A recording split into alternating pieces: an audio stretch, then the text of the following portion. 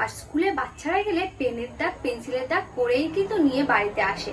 তো আজকে তোমাদের সাথে সেরকম একটা টিপস শেয়ার করব, এই সাদা জামায় কালি বা অন্য কিছু দাগ লাগলে কিভাবে 1 মিনিটের মধ্যে ঝটসে তুলে দিতে পারবে। তো চলো আমি তোমাদের সাথে এটাই শেয়ার করব। কি সাদা, পুরো সাদা গেঞ্জি, আর আমার হাতে রয়েছে একটা পেন।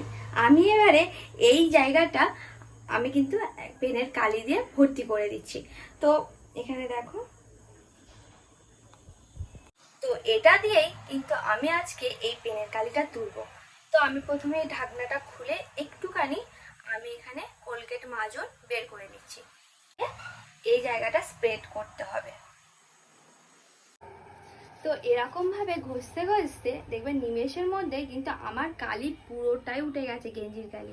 এটাকে দেখো, কালি কিন্তু অনেকটাই উঠে গেছে। এবারে এটাকে একটু আয়রন করলে একদম কালারটা